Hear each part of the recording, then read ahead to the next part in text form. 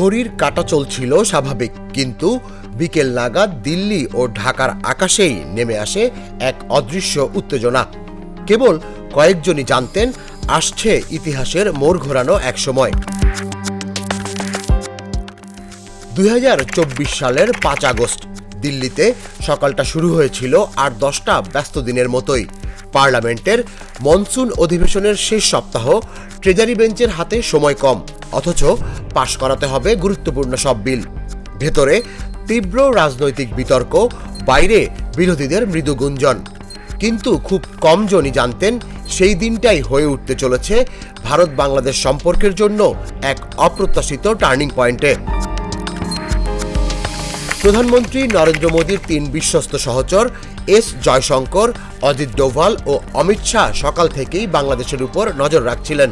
March two Dhaka কর্মসূচিতে তখন উত্তাল রাজধানী। শেখ হাসিনার সরকারের অবস্থা রীতিমতো টালমাটাল। ভারতীয় গোয়েন্দা মহল মনে করেছিলেন শেখ হাসিনা অভিজ্ঞ রাজনীতিক, হয়তো এই বিপদটাও তিনি কাটিয়ে উঠবেন। তবে ঠিক দুপুর 12টা 17 মিনিটে এক ফোন কল বদলে দেয় সমস্ত হিসেব। ঢাকার প্রধানমন্ত্রীর কার্যালয় থেকে সরাসরি যোগাযোগ করেন শেখ হাসিনা, নিজে অনুরোধ করেন আমাকে এই মুহূর্তে ভারতে আসার অনুমতি দিন। কয়েক মিনিটের ব্যবধানে আসে দ্বিতীয় ফোন। বাংলাদেশ বিমান বাহিনীর তরফ থেকে ভারতের এয়ারফোর্স কমান্ডকে CJ-130 সামরিক বিমান ল্যান্ডিংয়ের ক্লিয়ারেন্সের আবেদন করা হয়। ভারতের পক্ষ থেকে তৎক্ষণাৎ অনুমতি দেয়া হয়, কিন্তু শর্ত ছিল শেখ হাসিনাকে আনতে ভারতীয় কোনো হেলিকপ্টার বা জেট পাঠানো হবে না। ভারতীয় এক শীর্ষ কর্মকর্তা এ সময় বলেন, আপনাদের বিমানে আসতে হবে, যেন কেউ বলতে না পারে আমরা কাউকে পালাতে সাহায্য করেছি। হিন্ডন এয়ারবেইজে সন্ধ্যায় নেমে আসেন শেখ হাসিনা, সঙ্গে তার বোন শেখ রেহানা। অভ্যর্থনায় উপস্থিত ছিলেন অজিত ডোভাল নিজেই। ঠিক সেই মুহূর্তে দিল্লির পার্লামেন্ট ভবনের করিডোরে ছড়িয়ে পড়ে খবরটা, the prime minister of Bangladesh is in India. তবে তৎক্ষণাৎ কোনো সরকারিভাবে স্বীকারোক্তি না আসলেও দিল্লির রাজনৈতিক মহলে চলছিল চাপা উত্তেজনা। ঘটনাবহুল সেই 5 আগস্টের সন্ধ্যাবেলা থেকেই ভারতে শেখ হাসিনার অঘোষিত অভিভাবকের ভূমিকা পালন করছেন ভারতীয় জাতীয় উপদেষ্টা তথা বর্ষিয়ান স্পাই মাস্টার অজিত ডোভাল।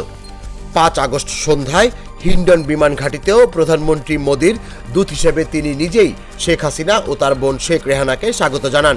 পরবর্তী 1 বছর ধরে শেখ হাসিনা কোথায় কিভাবে থাকবেন, তার নিরাপত্তার ব্যবস্থা কি হবে, তিনি হাতে গোনা বা বাছাই করা কোনো ব্যক্তির সঙ্গে কোথায় কিভাবে দেখা করবেন, তার প্রায় সবটাই এখন নির্ধারিত হচ্ছে অজিত ডোভালের তত্ত্বাবধানে।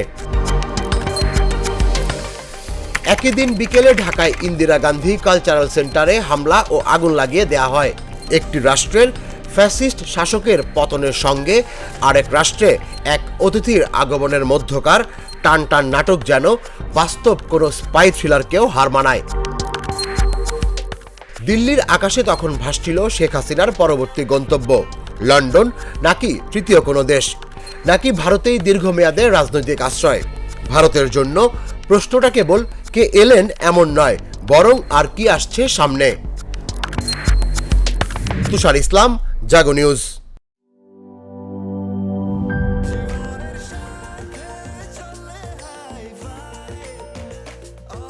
স্বাস্থ্যকর অল টাইম, সব সময়, অল টাইম হেলদি লাইফ।